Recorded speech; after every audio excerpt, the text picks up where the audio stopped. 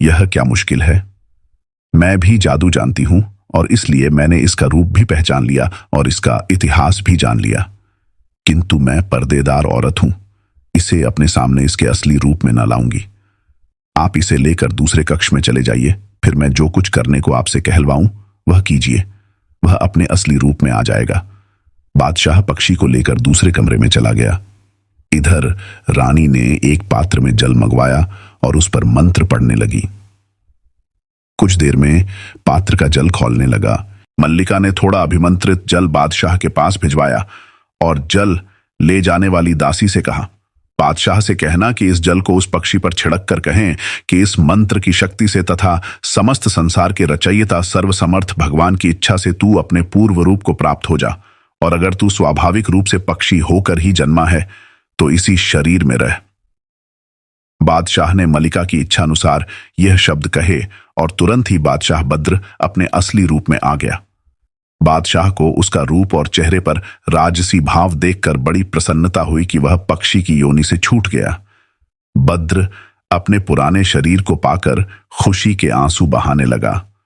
उसने हाथ उठाकर भगवान को इस कृपा के लिए धन्यवाद दिया और फिर बादशाह के चरणों में गिर पड़ा और उसे भांति भांति रूप से धन्यवाद देते हुए उसके चिरायु और सर्वाधिक वैभवशाली होने की कामनाएं करने लगा।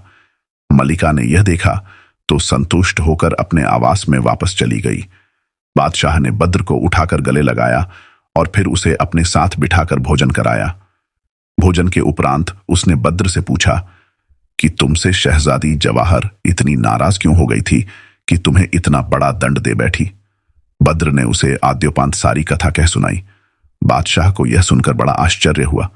उसने कहा, भाई तुम्हारी कहानी तो लिख कर रखने के लायक है। अच्छा, जो हुआ सो हुआ। अब तो तुम फिर से अपने रूप में आ गए हो। अब क्या इरादा है? जो मदद मुझसे मांगो मैं देने के लिए तैयार हूं। बद्र ने कहा, मेरे गायब होने के बाद मेरी माता दुख से तड़प रही होगी। वैसे तो आपने मुझ पर जो एहसान किया है वही क्या कम है, किंतु यदि मेरी प्रसन्नता की बात पूछते हैं तो मेरे लिए एक जहाज का प्रबंध करा दीजिए, जिससे मैं अपने देश ईरान को चला जाऊं और अपनी मां को धैर्य देकर अपना राज्य प्रबंध संभालूं। बादशाह ने खुशी से मंजूर कर लिया। उसने अपने सेवकों को आज्ञा दी कि बद्र को ईरान वापस ले जाने के लिए एक बढ़िया जहाज सजाया जाए। ऐसा ही किया गया और बादशाह से धन्यवाद पूर्वक विदा लेकर बद्र ने ईरान के लिए यात्रा शुरू कर दी। 10 दिन तक जहाज आराम से चलता रहा, लेकिन 11वें दिन मुसीबत खड़ी हो गई। समुद्र में एक प्रचंड तूफान आया, साथ ही हवा का रुख भी बदल गया, जिससे जहाज अपने रास्ते से भटक गया। कुछ ही देर में जहाज के सारे मस्तूल टूट गए और जहाज काग की तरह लहरों पर उछलने लगा।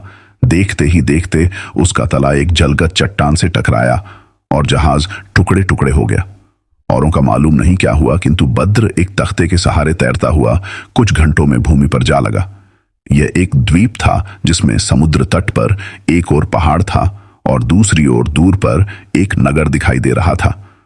बद्र जल से निकलकर भूमि पर आया और आराम करने के लिए लेट गया।